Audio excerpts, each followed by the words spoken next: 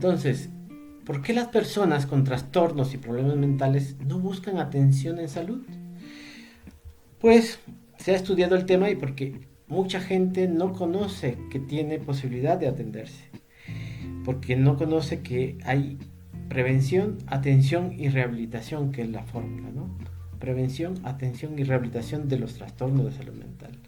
Entre los que aquí me escuchan y que van a ser psicólogos educativos, pues tendrán más información sobre la prevención. Y quien va a estar en un hospital sobre la atención y la rehabilitación, aunque también los psicólogos clínicos.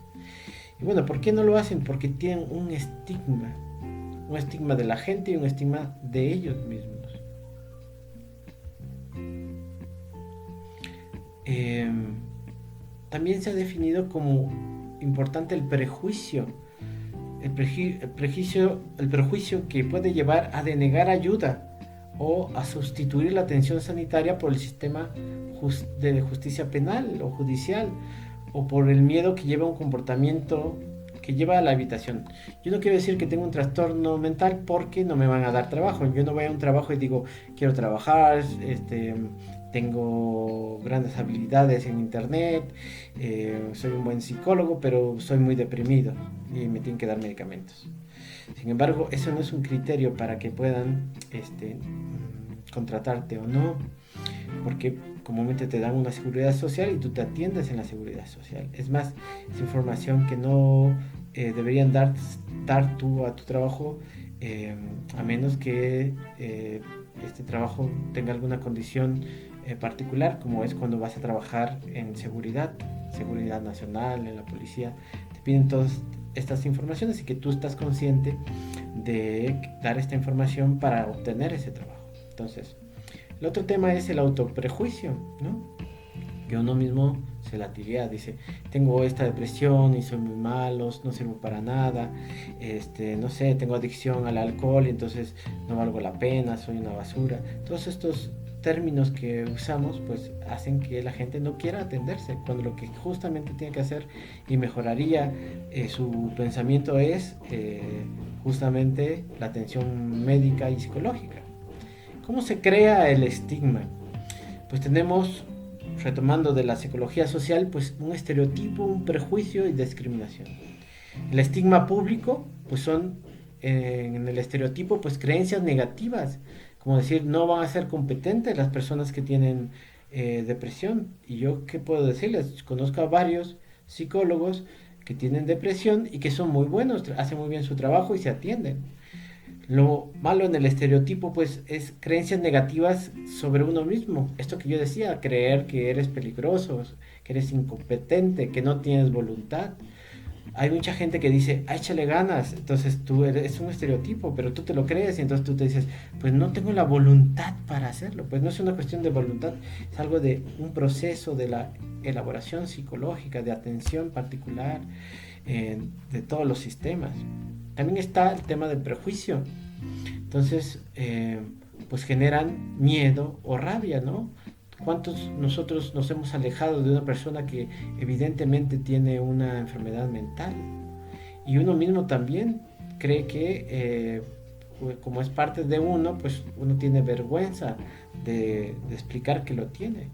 Y eso nos lleva, el estereotipo y el prejuicio, a la discriminación, a no darte el trabajo, a tú aislarte en tu casa para no poder, que no vean lo que tienes.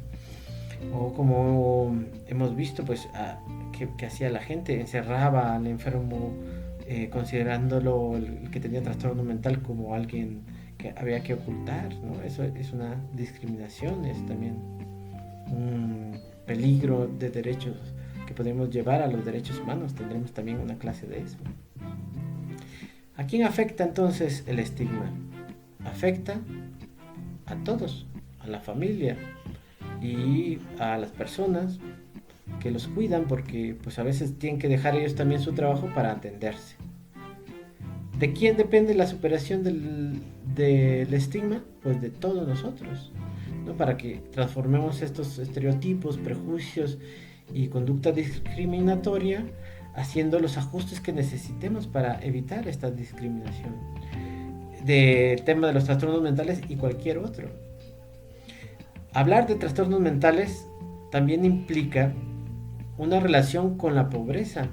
Se sabe, y lo veíamos en la clase pasada cuando hablaba de salud mental, cómo es que hay un vínculo. ¿Quién tiene más altas tasas de suicidio, alcohol, depresión, abuso de sustancias, eventos traumáticos?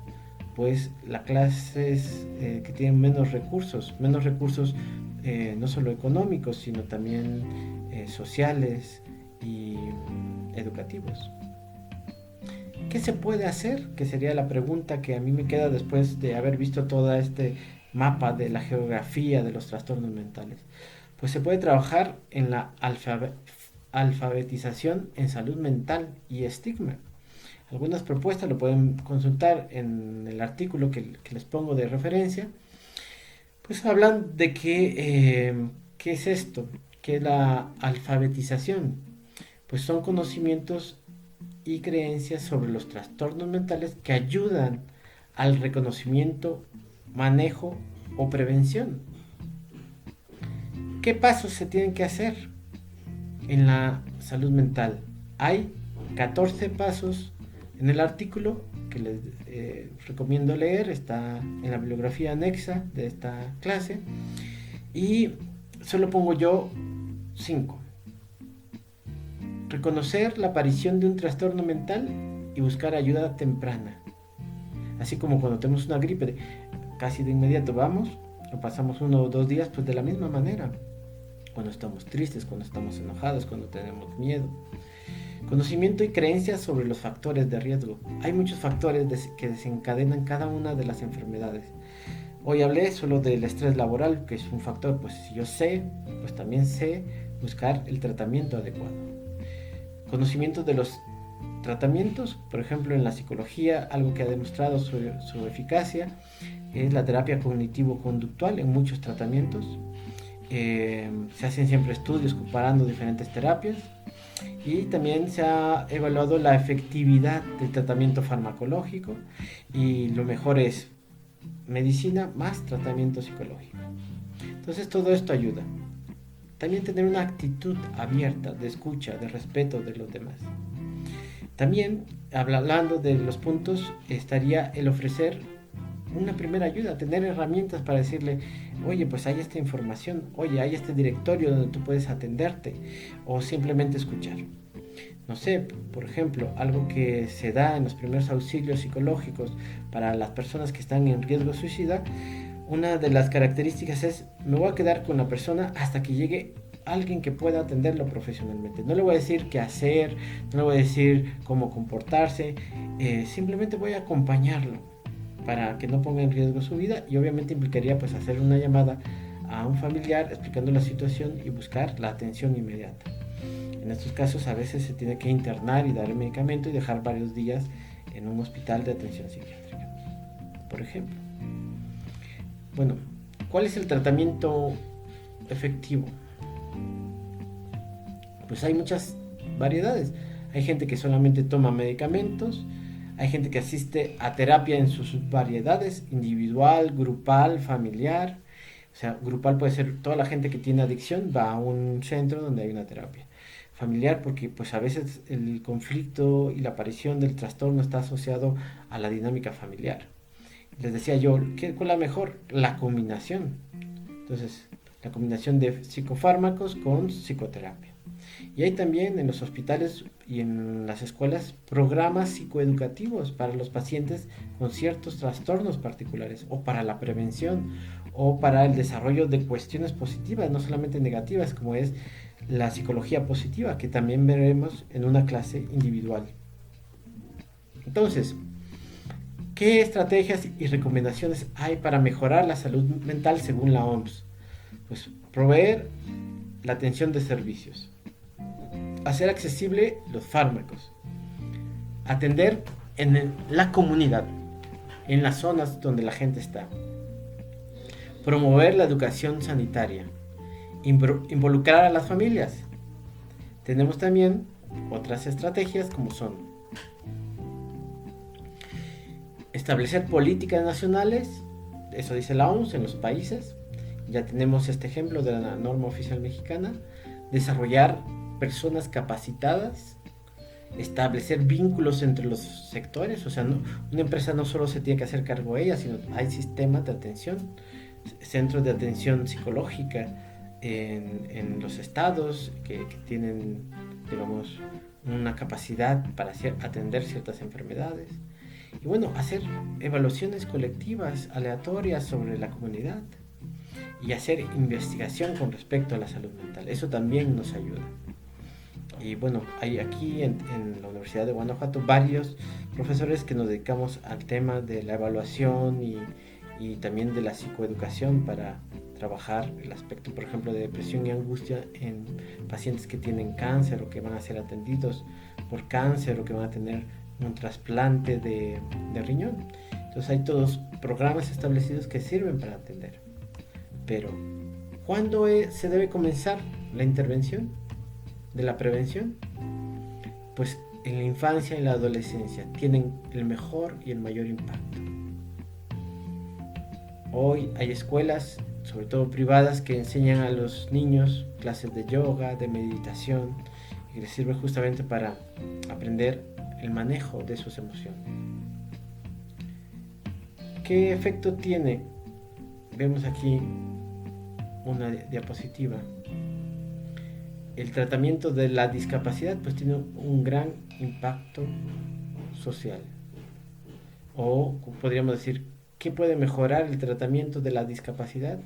Pues el medicamento, las redes sociales, las redes de apoyo y a veces el efecto placebo.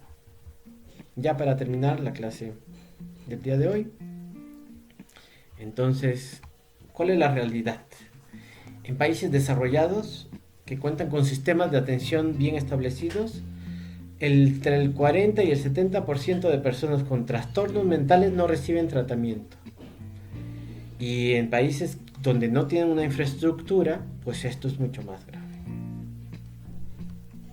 Tenemos que preguntarnos entonces, ya que hay un pronóstico de que los trastornos mentales aumentarán, pues ¿qué estamos haciendo para atender este creciente desafío?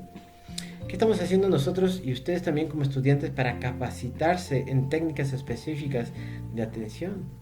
Hoy estamos viviendo una pandemia y esta pandemia nos está llevando al aislamiento, al miedo, al aumento de enfermedades relacionadas con la salud mental, aumento de la violencia, y todo eso es un factor de riesgo, como ya lo hemos visto. ¿Qué podemos hacer nosotros? Les dejo esta pregunta no para ponerlo en el foro, sino para que lo reflexionen. Y con esto terminamos la clase del día de hoy. Muchas gracias.